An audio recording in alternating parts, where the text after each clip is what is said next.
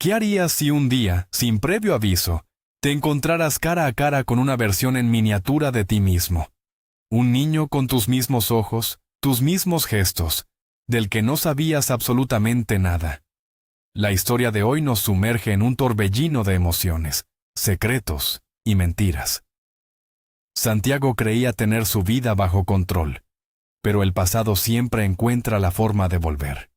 Y cuando lo hace, trae consigo una revelación que podría destruirlo todo, o quizás, darle la única razón que realmente importa para seguir adelante. Prepárense para un viaje al corazón de un hombre que lo tenía todo, excepto la verdad. Santiago Fuentes era la definición del éxito.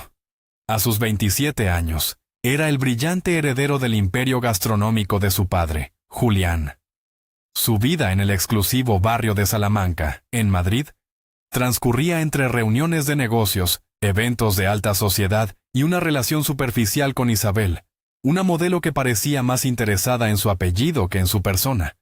Pero bajo esa fachada de control y poder, Santiago ocultaba una herida profunda. Un trauma infantil que lo arrancó de los brazos de su madre y lo dejó 2 años en un orfanato de un pequeño pueblo llamado Puente Claro.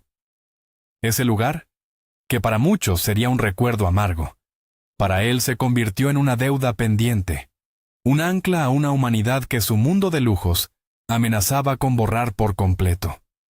Cada año, su mayor proyecto era asegurarse de que los niños de ese hogar tuvieran una Navidad mágica, un gesto que nadie en su círculo, y especialmente Isabel, podía comprender.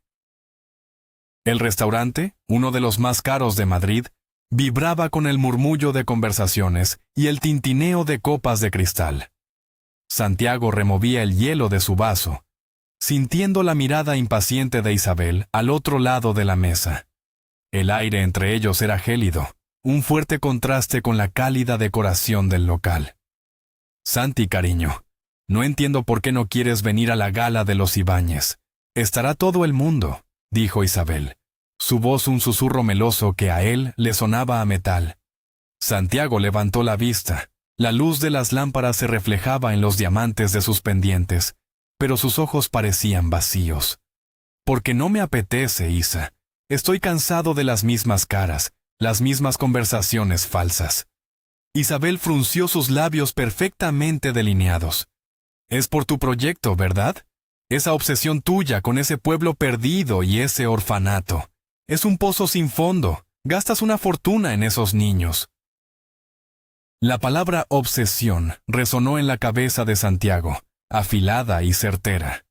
Una furia helada comenzó a subirle por el pecho, una emoción que llevaba demasiado tiempo conteniendo. No es una obsesión, Isabel. Se llama gratitud. Es algo que tú no entenderías, espetó Santiago, su voz baja pero cargada de una intensidad que hizo que ella se sobresaltara. ¿Gratitud? ¿A quién? A un montón de niños que ni siquiera conoces. Por favor, Santiago, es ridículo. Deberías invertir ese tiempo y dinero en nuestra imagen, en consolidar tu posición. Cada palabra era una palada de tierra sobre algo que él consideraba sagrado. Vio en ella el reflejo de todo lo que detestaba de su propia vida, la superficialidad, el cálculo, la absoluta falta de empatía. La decisión, que había estado madurando en su interior durante meses, finalmente cristalizó. No podía seguir así, no quería. El murmullo del restaurante pareció desvanecerse, dejando solo el sonido de su propia respiración. Sabía que lo que iba a decir a continuación cambiaría su vida para siempre, y por primera vez en mucho tiempo, no sintió miedo, sino un inmenso alivio. Era el momento de romper las cadenas. Se acabó, Isabel. Las palabras salieron firmes, sin titubeos. Isabel parpadeó, confundida. ¿Qué se ha acabado?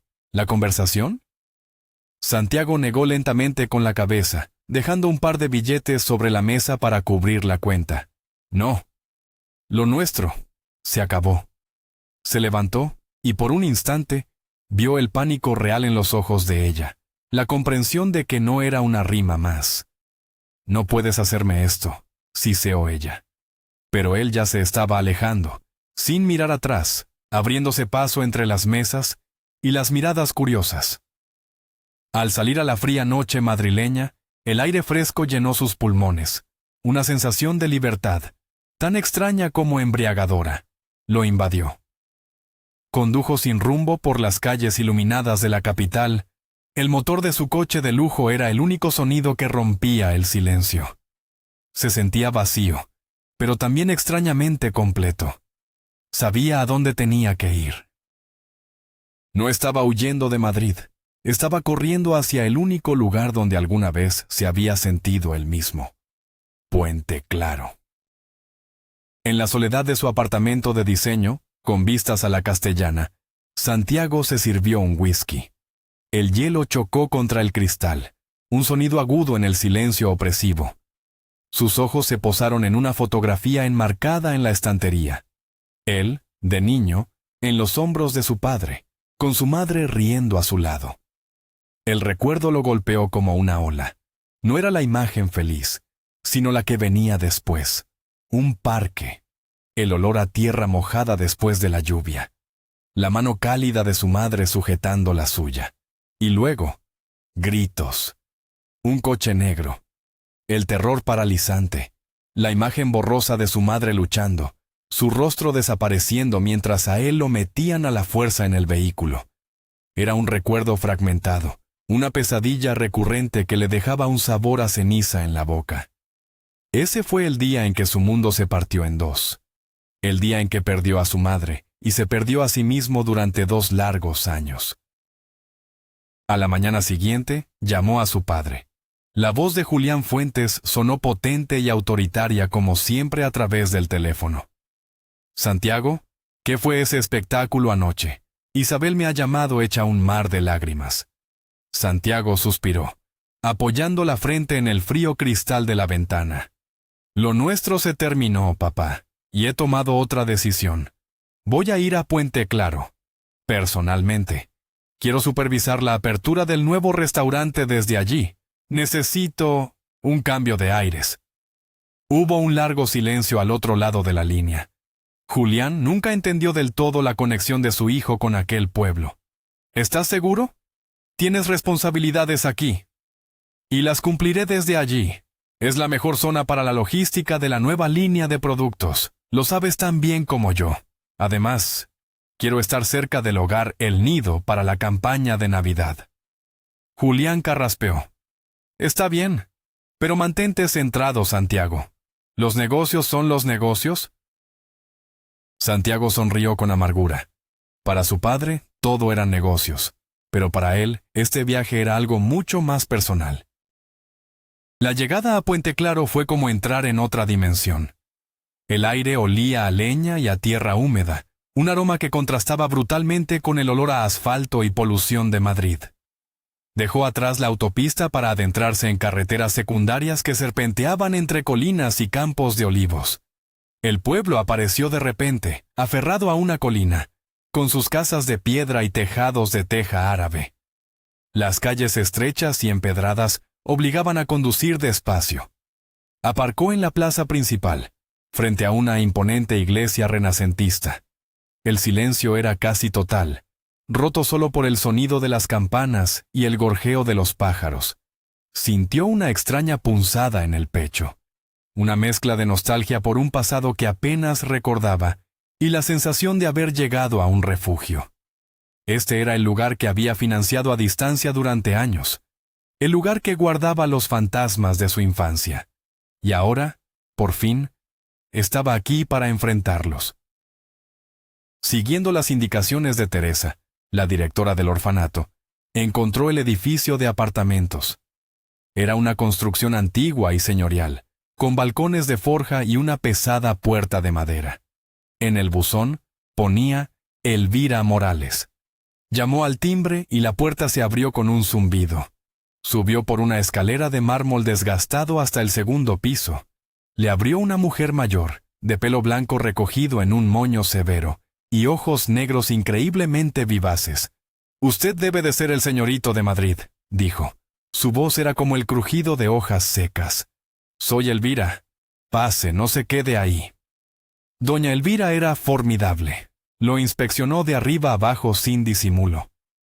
Teresa me dijo que buscaba un sitio tranquilo. Aquí no hay más ruido que el de mis huesos al crujir. Espero que sepa comportarse. El apartamento estaba lleno de muebles antiguos, oscuros y macizos, y olía a cera y a lavanda. Era un mundo opuesto a su loft minimalista, pero extrañamente acogedor. Santiago dejó sus maletas en la habitación que doña Elvira le había asignado. Era espaciosa, con un techo alto y un gran ventanal que daban a un patio interior lleno de macetas. La cama, de madera tallada, parecía sólida como una roca. Se sentó en el borde, el colchón de lana hundiéndose bajo su peso. Podía oír el murmullo de la vida del edificio, una radio lejana, el sonido de platos en una cocina vecina, la risa de un niño. Se acercó a la ventana y miró hacia abajo. El patio era un oasis de verdor y calma. Por primera vez en años, sintió que podía respirar hondo. No había presión, no había expectativas, no había una imagen que mantener. Solo el silencio y la promesa de un nuevo comienzo. Quizás, solo quizás, aquí podría encontrar la paz que tanto anhelaba, lejos del ruido y la furia de su otra vida. Al día siguiente, una llovizna fina había dejado las calles empedradas de Puente Claro resbaladizas y brillantes. Santiago conducía su Mercedes por una callejuela increíblemente estrecha, arrepintiéndose de no haber alquilado un coche más pequeño. Al tomar una curva, no vio el enorme charco acumulado junto a la acera hasta que fue demasiado tarde. Las ruedas del coche levantaron una ola de agua sucia que empapó de lleno a una joven que caminaba por allí. Oyó un grito ahogado y frenó en seco. Por el retrovisor, vio a la chica, de pie, chorreando y con una expresión de furia absoluta en el rostro. Se bajó del coche, preparado para la reprimenda. «Lo siento muchísimo, de verdad, no la he visto», comenzó a decir. La joven se quitó unos auriculares, lo que explicaba por qué no había oído el coche. Sus ojos, de un intenso color miel, lanzaban chispas. «¿Que no me has visto? Pero si vas en un tanque». ¿Es que te regalan el carnet con los cereales en Madrid? Santiago se quedó momentáneamente sin palabras, desconcertado por su respuesta. La chica, cuyo nombre aún no conocía, tenía un carácter que parecía arder. Llevaba unos vaqueros y una sencilla camiseta, ahora empapados y manchados de barro, pero se mantenía erguida con una dignidad desafiante. «Mire, ha sido un accidente», insistió él sacando la cartera. «Permítame compensarle por la ropa, la tintorería». Ella lo fulminó con la mirada. «Guárdate tu dinero, pijo. Lo que deberías compensar es tu falta de cerebro para conducir por un pueblo. Aquí la gente camina, ¿sabes? No todo es ir a 200 por hora».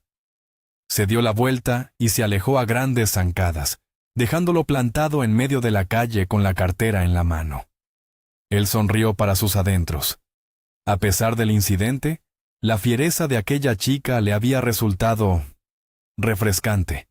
Era la primera persona en mucho tiempo que no parecía impresionada por quién era o por lo que tenía. Y eso, extrañamente, le gustó. Cuando regresó al apartamento, todavía dándole vueltas al encuentro, oyó voces en la cocina. La puerta estaba entreabierta.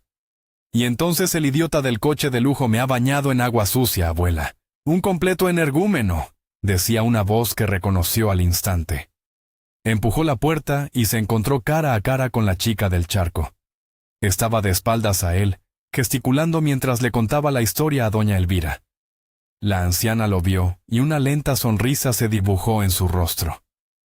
«Carmen, hija, te presento a nuestro nuevo inquilino, el señorito de Madrid, Santiago.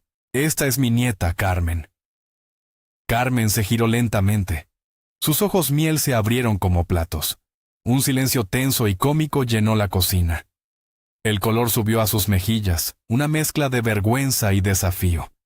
«Tú», dijo entre dientes. Santiago levantó las manos en un gesto de paz. «Yo», confirmó, tratando de reprimir una carcajada. Parece que hemos empezado con mal pie, o más bien, con mal charco.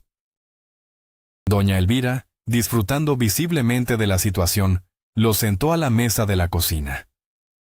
Ahora mismo vais a hacer las paces. No quiero tensiones bajo mi techo, sentenció, poniendo delante de ellos una taza de café humeante y unas magdalenas caseras. El ambiente era espeso, pero el aroma del café ayudó a disiparlo. Santiago se disculpó de nuevo, esta vez con más calma.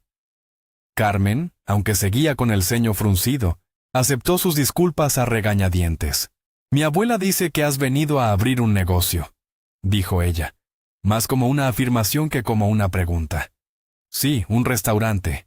Quiero traer productos de alta calidad a la zona, pero con un enfoque local, tradicional». Los ojos de Carmen brillaron con un interés genuino por primera vez. «¿De verdad? Yo siempre quise ser cocinera. Estudié contabilidad, pero mi verdadera pasión es la cocina». Santiago vio una oportunidad, una forma de enmendar su error y quizás de conocerla mejor. «Entonces, necesito tu ayuda», dijo Santiago, inclinándose ligeramente sobre la mesa. Carmen lo miró con desconfianza. «¿Mi ayuda? ¿Para qué?» «Necesito una experta local, alguien que conozca los mejores sitios, los peores, los secretos culinarios de Puente Claro. Quiero entender el paladar de la gente de aquí antes de abrir. Te contrataría como consultora gastronómica». La idea era improvisada, pero cuanto más lo pensaba, más sentido tenía. Doña Elvira asintió con aprobación. «Es una idea excelente. Carmen conoce cada bar y cada casa de comidas de este pueblo». Carmen dudó, mordiéndose el labio. La oferta era tentadora. Combinaba su pasión por la comida con la oportunidad de ganar un dinero extra. Y aunque no quisiera admitirlo, aquel hombre de Madrid, a pesar de su torpeza al volante, la intrigaba. «De acuerdo», dijo finalmente, con un tono mucho más suave. «Acepto. Pero que sepas que soy muy crítica». Santiago sonrió. «Perfecto. Es justo lo que necesito». Su primera cena de negocios fue en una antigua casa de comidas en las afueras del pueblo. El lugar era rústico y encantador, con vigas de madera y manteles de cuadros. Pero la comida, como Carmen había advertido, era decepcionante. Un pisto manchego aguado y un cordero demasiado hecho. Sin embargo, la conversación fluyó con una facilidad inesperada. Hablaron de sus sueños. Carmen le confesó que había renunciado a la escuela de hostelería para cuidar de su abuela tras la muerte de sus padres en un accidente. Santiago, a su vez, le habló de su deseo de crear algo propio, algo que no fuera simplemente una extensión del imperio de su padre. Vio en ella una fuerza y una madurez que lo desarmaron. No había artificios en Carmen. Era auténtica, directa y apasionada. Y mientras la escuchaba hablar de recetas y sabores, se dio cuenta de que estaba completamente cautivado. La noche siguiente fueron de tapas. El ambiente era más informal y ruidoso. Saltaron de un bar a otro, probando croquetas caseras, queso manchego y un vino local sorprendentemente bueno. Entre risas y conversaciones, Santiago empezó a ver un lado más ligero y divertido de Carmen. Ella se burlaba de su acento madrileño, y él de lo seria que se ponía al analizar una simple tapa de tortilla. Una chispa, innegable y vibrante, crecía entre ellos. Se encontraron de pie, muy juntos, en un bar abarrotado, sus hombros rozándose. El ruido a su alrededor pareció atenuarse. Él la miró, observando cómo la luz del local iluminaba su rostro animado, y sintió algo que no había sentido en años. Una conexión genuina, una atracción que iba mucho más allá de lo físico. Era la forma en que sus ojos brillaban al hablar de comida, la pasión en su voz, la honestidad en cada uno de sus gestos. Durante sus exploraciones, Santiago encontró el lugar perfecto. Era un restaurante antiguo en la plaza principal, un local precioso con arcos de piedra y un patio interior, pero que estaba claramente en decadencia. Se llamaba El Rincón del Hidalgo. Decidió entrar. Dentro, el ambiente era sombrío. Solo un par de mesas ocupadas. El dueño resultó ser un hombre corpulento y con aspecto rudo, cubierto de tatuajes, que lo miró con suspicacia. «¿Qué quieres?», le espetó. Santiago, sin dejarse intimidar, fue directo al grano.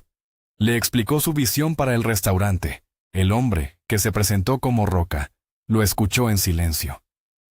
«Este sitio me lo dejó mi abuelo», dijo finalmente, su voz grave. «Acabo de salir de un sitio complicado. No sé nada de hostelería. Solo me da deudas». Santiago vio la oportunidad. Le hizo una oferta generosa, en efectivo.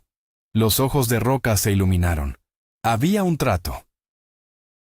Corrió a contarle la noticia a Carmen. La encontró en el mercado, eligiendo verduras con la concentración de un cirujano. Cuando le dijo que había comprado El Rincón del Hidalgo, ella soltó las berenjenas y lo abrazó impulsivamente. «Santiago, es increíble. Ese sitio tiene un potencial enorme». El abrazo fue breve, pero para él lo significó todo. Su alegría era genuina, desinteresada. Se quedaron un momento así, rodeados del bullicio y los olores del mercado, y Santiago supo que había tomado la decisión correcta. «Quiero que formes parte de esto», le dijo en voz baja, sin soltarla del todo. «No solo como consultora, como algo más». Ella se apartó un poco, sus mejillas sonrojadas. «Paso a paso, madrileño», respondió con una sonrisa tímida, pero sus ojos decían que la idea le gustaba, mucho. Para celebrarlo, esa tarde la llevó a un embalse cercano, un lugar tranquilo rodeado de pinos. Extendió una manta en la orilla y sacó una botella de vino y algo de queso y embutido que habían comprado. El sol de la tarde teñía el agua de colores dorados y anaranjados. Hablaron durante horas, esta vez sobre temas más personales. Él le contó, por primera vez a alguien que no fuera su padre, sobre los 2 años que pasó en el orfanato de Puente Claro. No recordaba mucho, solo una sensación constante de miedo y soledad, y el rostro amable de una cuidadora. Carmen lo escuchó en silencio, su mano encontrando la de él sobre la manta. Su contacto era cálido y reconfortante. Le transmitía una comprensión que ninguna palabra podría expresar. Se sintió vulnerable, pero extrañamente seguro. Con ella, no necesitaba fingir. A medida que la noche caía y las estrellas comenzaban a salpicar el cielo, el aire se enfrió. Santiago la rodeó con su brazo para darle calor. El silencio entre ellos ya no era solo cómodo, estaba cargado de una electricidad palpable. Él giró la cabeza para mirarla y sus rostros quedaron a centímetros de distancia. Podía sentir su aliento, ver el reflejo de las estrellas en sus ojos. Sin pensarlo más, acortó la distancia y la besó. Fue un beso suave al principio, exploratorio, que pronto se convirtió en algo más profundo, más apasionado. Era la culminación de todas esas miradas, esas risas, esas conversaciones. Pasaron la noche allí, en el coche, bajo el manto de estrellas, haciendo el amor con una ternura y una urgencia que los dejó a ambos sin aliento. Fue algo real, visceral, un encuentro de 2 almas que se habían reconocido en la soledad del otro. La mañana siguiente fue agridulce. La luz del amanecer se filtraba por las ventanillas del coche, iluminando el rostro dormido de Carmen a su lado. Se sentía increíblemente feliz, pero una sombra de preocupación se cernía sobre él. Tenía que volver a Madrid. Tenía que organizar la financiación, los arquitectos, el equipo para el nuevo restaurante. «Tengo que irme hoy», le dijo suavemente cuando ella despertó. Vio la decepción en sus ojos. «Pero volveré. En 2 semanas, como mucho. Esto es solo el principio, Carmen. Te lo prometo». Ella le creyó. Se despidieron con un beso largo y profundo en la puerta de su casa. Un beso que sellaba una promesa silenciosa. Mientras se alejaba de Puente Claro, viendo el pueblo desaparecer por el retrovisor, Santiago sintió que dejaba atrás una parte de sí mismo, pero volvería a por ella. Estaba seguro. Apenas llegó a Madrid, su mundo se vino abajo. El teléfono sonó mientras deshacía la maleta. Era el asistente de su padre. La voz sonaba tensa. Señor Fuentes, es su padre. Ha sufrido un derrame cerebral. Estamos en el hospital. El corazón de Santiago se detuvo. Dejó caer la maleta y salió corriendo, sin pensar en nada más. Las siguientes semanas se convirtieron en una neblina de pasillos de hospital, conversaciones en voz baja con los médicos y el pitido constante de las máquinas. Julián estaba grave, pero estable. Santiago se vio de repente al mando de todo el imperio familiar, una responsabilidad que lo aplastó. Puente Claro, Carmen, el restaurante. Todo parecía pertenecer a una vida lejana, a un sueño que se había desvanecido. Pasaron los meses. La recuperación de Julián fue lenta y ardua. Santiago se sumergió en el trabajo, utilizando las largas jornadas como un escudo contra la culpa y la preocupación. Apenas dormía, apenas comía. Estaba funcionando en piloto automático, movido por la adrenalina y el deber.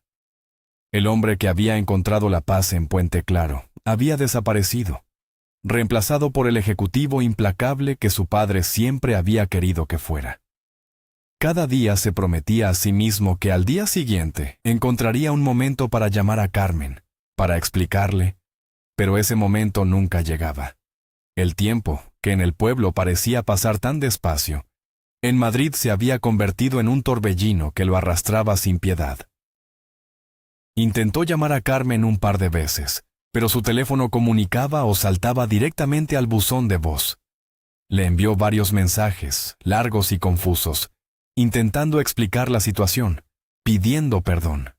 Nunca recibió respuesta. Con el corazón encogido, asumió lo peor. Que ella pensaba que la había abandonado, que había jugado con ella, y luego había desaparecido como un cobarde. La idea le dolía más que el agotamiento o la presión del trabajo. Se imaginaba su rostro, primero expectante, luego decepcionado, y finalmente lleno de ira y tristeza. Había encontrado algo real, y lo había perdido por una cruel jugarreta del destino. La culpa se instaló en su pecho como un peso muerto, una compañera constante en sus solitarias noches en Madrid. Llegó diciembre. Julián, aunque todavía débil, estaba fuera de peligro y había comenzado la rehabilitación en casa. Una tarde, mientras revisaban unos informes, su padre lo miró fijamente. «Hijo, pareces un fantasma. Has hecho un gran trabajo, pero te estás consumiendo. Vete a Puente Claro. Termina lo que empezaste».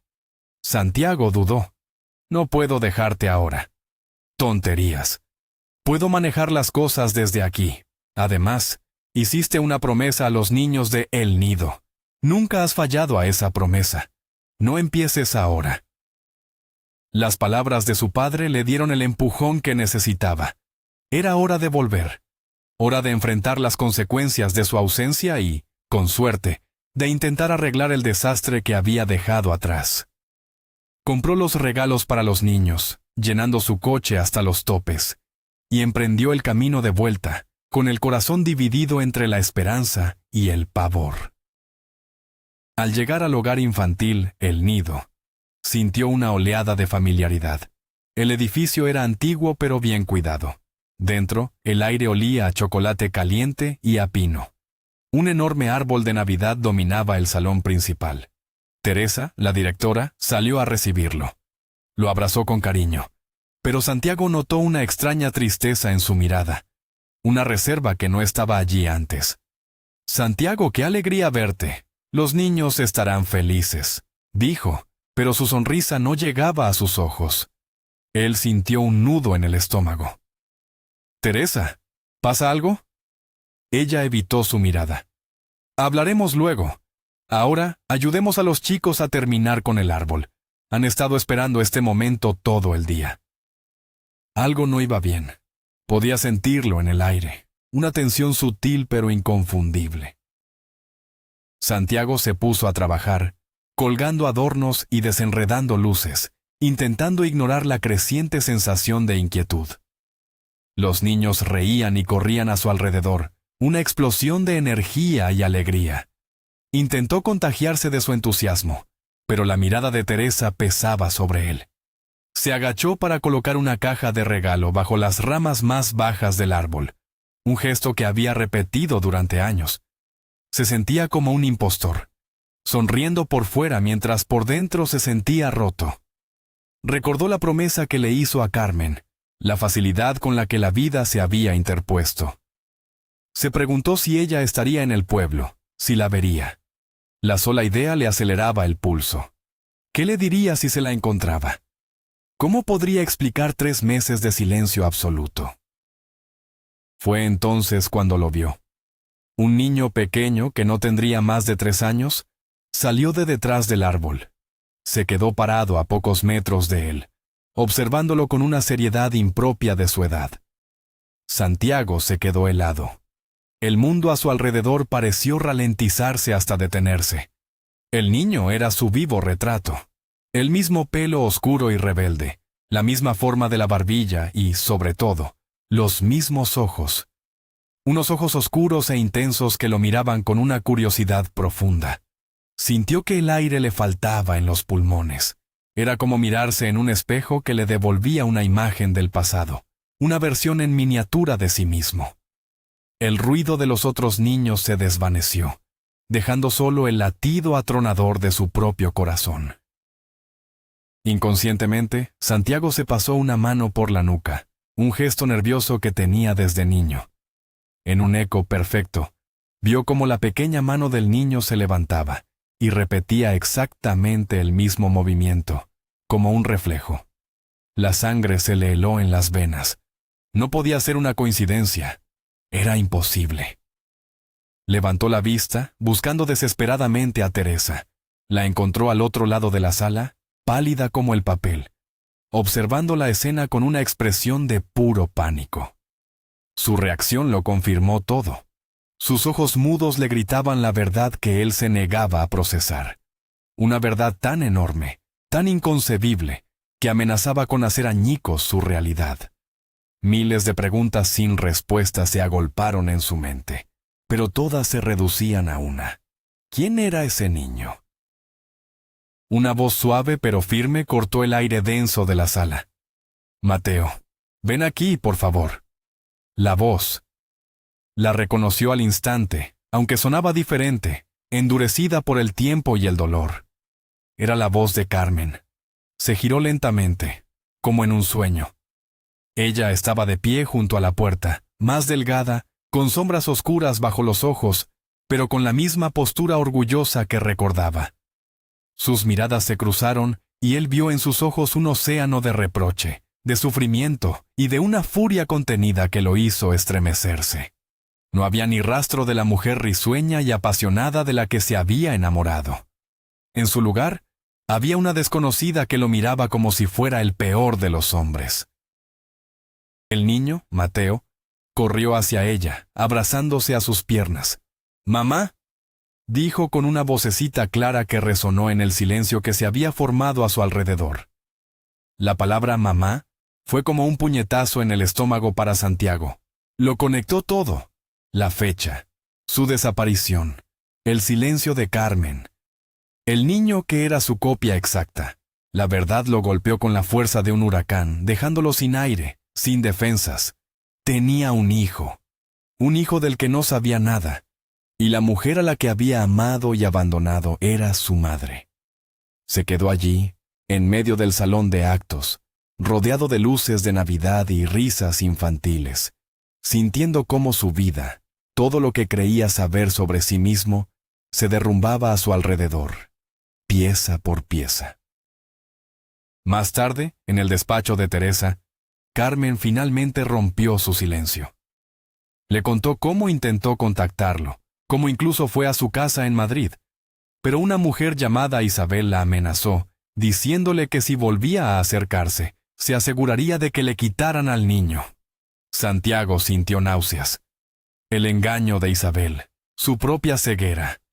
Todo era demasiado.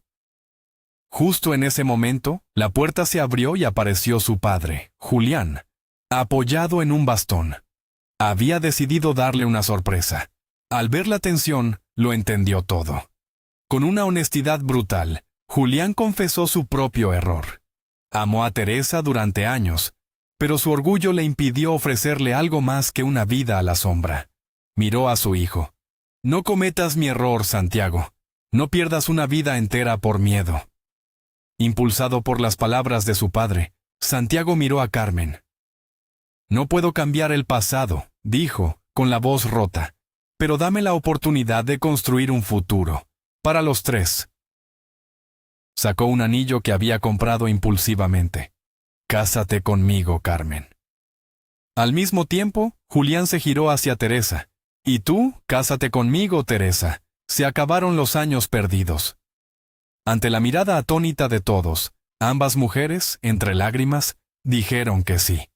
La boda fue doble, una celebración de segundas oportunidades en el jardín del nuevo restaurante de Santiago en Puente Claro, con un pequeño Mateo corriendo entre los invitados, feliz de tener por fin a toda su familia reunida. Gracias por acompañarnos en esta intensa historia. Si te ha emocionado, no olvides darle a me gusta, suscribirte para no perderte ninguna y dejarnos tu comentario. Nos encantaría saber tu opinión. ¿Crees que el amor verdadero puede realmente perdonarlo todo y superar cualquier obstáculo?